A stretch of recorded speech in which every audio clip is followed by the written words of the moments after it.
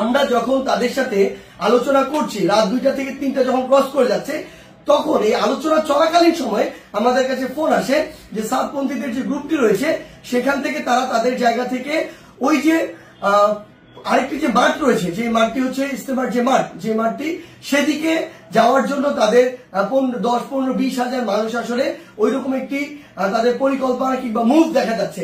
আমরা সাথে সাথে সাতপন্থীদের যে মাওলানা আব্দুল্লাহ সহ আরো 2 জনকে ফোন দিয়ে বলি যে আপনাদের সাথে এটি কথা হয়েছে যে আপনারা 10টা এখানে বসবেন না, এবং আপনাদের 2টা দাবি নিয়ে আমরা আমাদের জায়গা থেকে এখনই আরেকটা গ্রুপের সাথে কথা বলবো, কালকের মধ্যে অর্থাৎ আজকেই আপনাদের 2 গ্রুপের বসার ব্যবস্থা করব। মাওলানা সাদ সাহেবের ভিসা বা এই সংক্রান্ত আলোচনা সেখানে হবে। এই যে আমাদের 5 দিন যে আপনারা থাকতে চাচ্ছেন, এই কমিটমেন্ট যদি আপনারা দেন সেটি নিয়েও সেখানে আলোচনা হবে।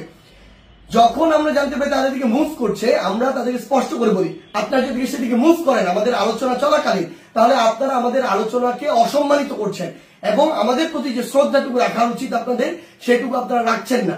সেটি যদি করেন তাহলে আপনাদের পক্ষে আমাদের অবস্থান থাকবে না, একদম ক্লিয়ার বলে দিই। এবং আমাদের জায়গা থেকে এরকম কোন মেসেজই ছিল না যে আপনারা ওইখানে চলে যান 5 দিনের জন্য অবস্থান নেন। এটা কোনোদিন আমরা একটা প্রতিনিধি দল কখনো বলতে পারি না। এটা পুরো একটি সরকারের বিষয়, মন্ত্রণালয় বা উপদেষ্টাদের বিষয় এবং প্রশাসনের সামগ্রিক একটি ডিসিশন। ইভেন গাজীপুর মেট্রোপলিটন পুলিশের ডিসিশন দেওয়ার কেউ না।